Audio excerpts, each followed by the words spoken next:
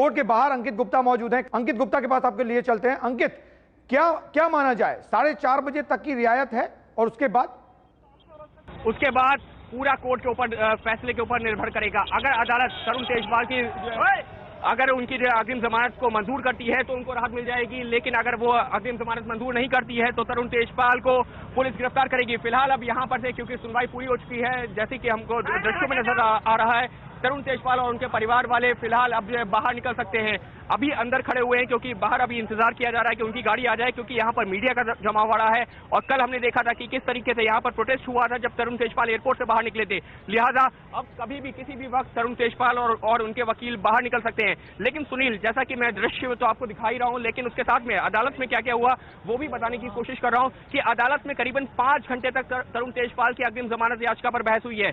कल करीबन 2.5 घंटे और आज करीबन 2.5 घंटे, यानी कि करीबन 5 घंटे तक बहस हुई है, सजा के ऊपर बहस हुई है। और उसके बाद में अदालत ने अपना फैसला सुरक्षित रखा है। निश्चित तौर पर जब भी अदालती प्रक्रिया होती है तो अदालत दोनों ही पक्षों की दलीलों को बाकायदा अपने फैसले में जिक्र करती है, और ऐसे में 5 घंटे की दलीलें, तो उसके बाद में अदालत जब अपना आदेश देगी, जो फैसला सुनाएगी, उसमें उन सारे तथ्यों का जिक्र करेगी। फिलहाल जो तरुण तेजपाल के जो कुछ करीबी लोग हैं वो जो है अंदर मौजूद थे। हमारे साथ उमेश भी आ चुके हैं। उमेश, आप लगातार कोर्ट की प्रोसीडिंग्स को देख रहे थे, क्या माना जाए, 5 घंटे की दलीलें, कहीं लग रहा है कि तरुण तेजपाल को कुछ राहत मिलती दिख रही है?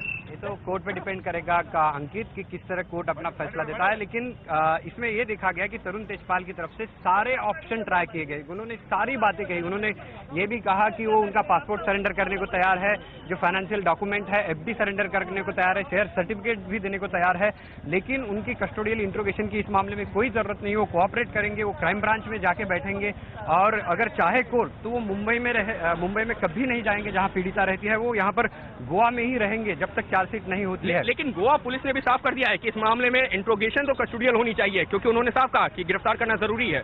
क्योंकि उनका कहना था कि सच तब तक बाहर नहीं आएगा, क्योंकि इनको बताने वाले काफी लोग हैं, और ये इनका गोवा पुलिस पर बिल्कुल विश्वास नहीं है। ये लगातार पब्लिक प्रोसिक्यूटर कह रहे थे। वो कह रहे थे कि इन्होंने दिल्ली हाईकोर्ट में अग्रिम जमानत की याचिका अपनी लगाई थी। इसके बाद जो है जब पुलिस उनके घर पर गई तो उनकी पत्नी ने कुछ नहीं बताया पुलिस को, तो ये सहयोग बिल्कुल नहीं दे रहे।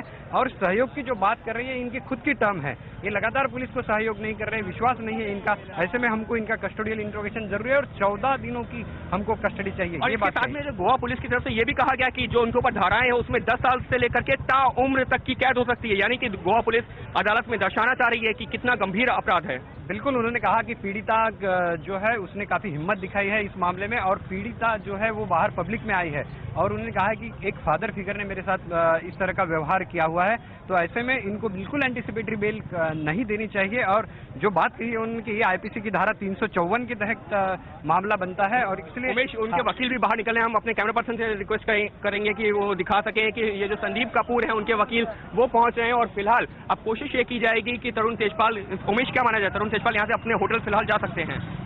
जा भी सकते हैं, क्योंकि पुलिस अब 4:30 बजे तक उनकी गिरफ्तारी बिल्कुल नहीं करेगी, और वो फिलहाल उनके परिवार के साथ ऊपर ही है। हो सकता है कि वो यहाँ से जा सकते हैं, लेकिन जब तक फैसला नहीं आएगा इस मामले में पुलिस कोई कदम नहीं उठाने वाली। अगर आप उमेश से पूछ सकें कि जब कोर्ट के भीतर तरुण तेजपाल मौजूद थे, उनका परिवार मौजूद था, तो उनकी बॉडी लैंग्वेज क्या थी?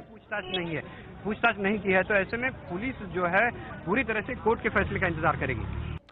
तो तरुण तेजपाल को रियायत मिलेगी या नहीं मिलेगी, 4:30 बजे तय हो जाएगा।